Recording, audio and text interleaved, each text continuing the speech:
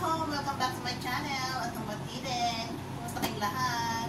And sa video natin ngayon mga ka-home, ngayong araw na ito ay maraming nagbigay sa amin ng ampalaya mga ka-home. And then, isi-share ko lang sa inyo mga ka-home kung paano ko siya ipipreserve kasi marami nga siya. So, hindi ko naman siya makakain lahat. And then, of course, pamaya magluluto tayo ng ampalaya na may sardinas. So, samahan niyo ako ka-home!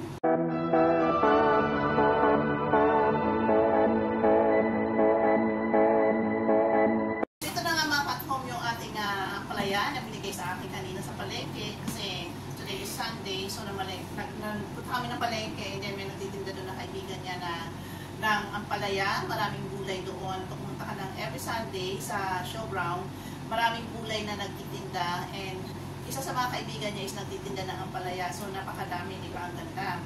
And hindi ko siya maubos lahat since ito, ang asawa ko hindi kumakain ng ampalaya dahil napapaitan siya. Pero ngayon, unti-unti na siya nakakakain. Alam niyo ba mga ka-home, naalala ko nung bata pa ako, talagang umiiyak ako pag kumakain ako ng ampalaya dahil mapait nga. Pero, yung pag tumagalis, natuto na rin ng mga ka-home na kumain nito dahil nakita ko ang benepisyo ng ampalaya. So, napakasarap nito at bukod doon is a healthy vegetable. Kaya, inaral ko talaga kumain paunti-unti kung paano kumain ng ampalaya na hindi ako napapaitan. So, nung dumating ako naging matured na, yun, kumakain ako ng ampalaya is one of my favorite is ampalaya. So, ngayon mga ka-home, isi-share ko lang sa inyo kung paano ko ito ipipreserve para sa umabot ng 2 linggo ang ating ampalaya. So, meron ako dito ka-home is cling film. So, itong cling film na ito ka-home, ay babalot lang natin siya sa cling film para ito ay tumagal ng kahit 2 linggo. So, ayan. Balot mo lang siya ng ganyan sa home. So, and then, pag nabalot mo na siya, ayan, balot na balot. Ayan, yan to. And then, inalalagay natin sa freeze. So, ganito lang ang gagawin ko mga ka-home. So, mga 1 piraso o 2 piraso ang kakainin ko, pwede na sa akin yun. And then, mamaya mga ka-home, magluluto tayo ng sardinas na may ampalaya. So, ganito lang siya ka-home. Very simple lang.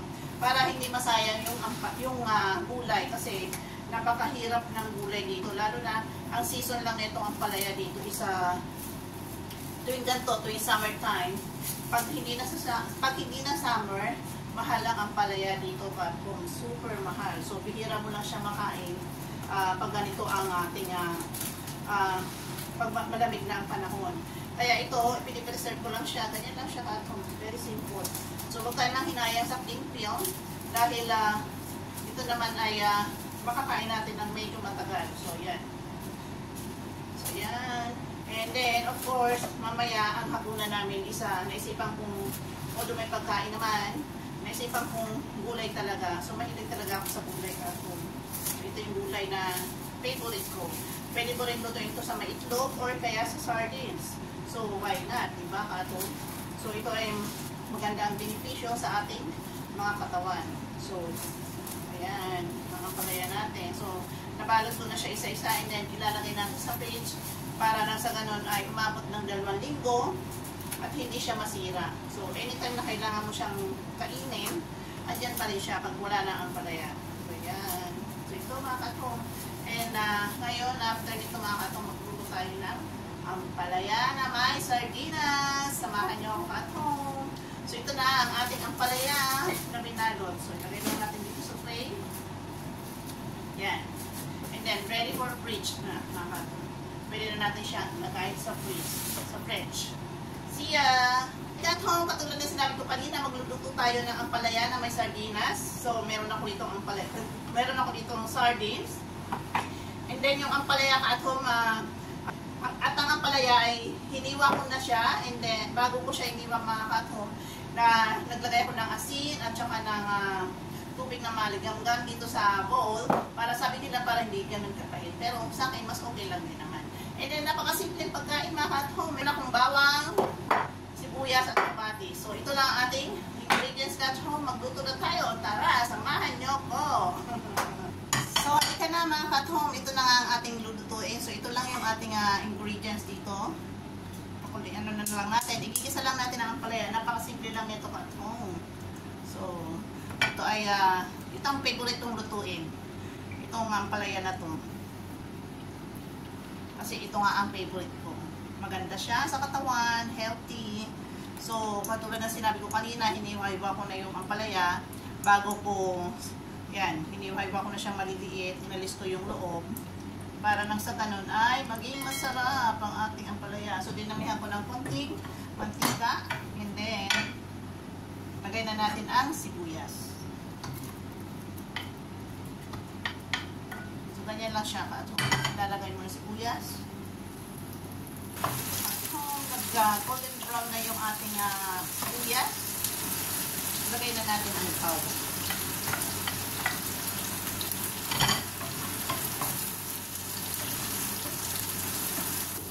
Lagay na natin yung kamatis at home. Ayan. Antayin lang natin siyang maluto ng konti yung kamatis. And then lalagay natin yung sardine. Medyo luto na yung kamatis at home. And then ang tuna pala na nabili ko yung tuna is Italian style oil with chili. So medyo manghang na siya. Hindi ko siya lalagyan ng sili kasi medyo manghang na.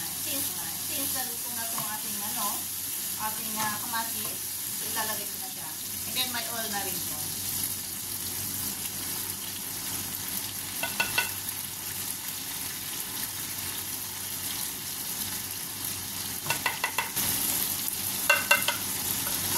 Panay-lit siya kasi madami nito.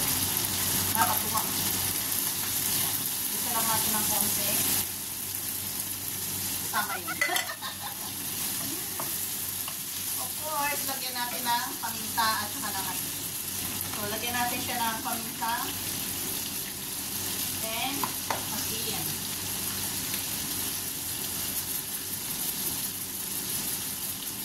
Dali lang siya, diba? Mga katong, very simple. And, ilalagay na natin ang ampalaya. Ito yung ating ampalaya. Sarap. Kalisin nyo lang sa tubig, katong.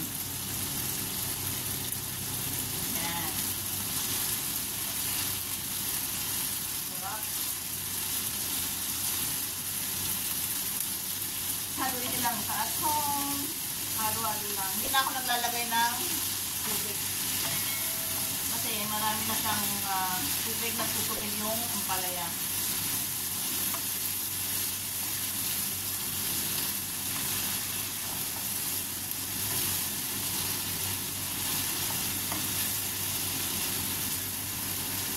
Ang tip sa at home, pag nagluto ka ng ampalaya, kailangan malakas ang apoy mo. Para hindi siya yung kailangan malakas. Para nang sa ganun sa atong ay madali siyang maluto. Hindi siya yung laksak pa. Now, titikman ko kung tama na yung asin.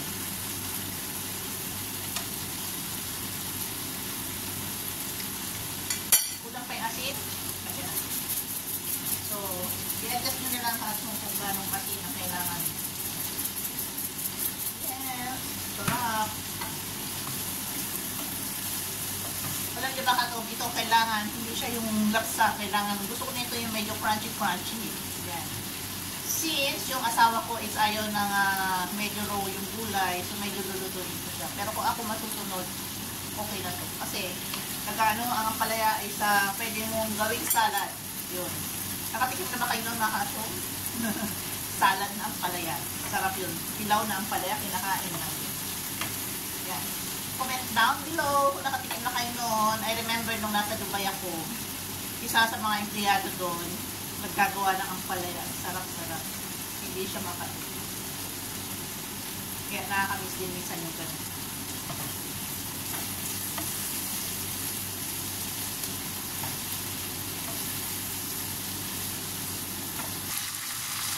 Siya pa home, diba? Kunti na lang luto. Ayan.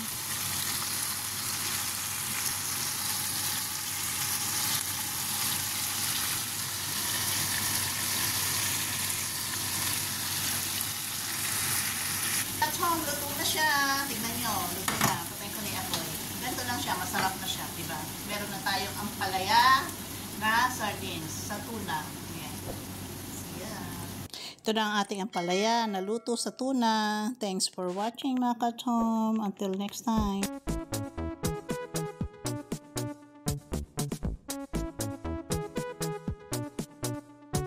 Happy is the perfect word to describe how I feel. When I'm with you, I'm at ease. I can let down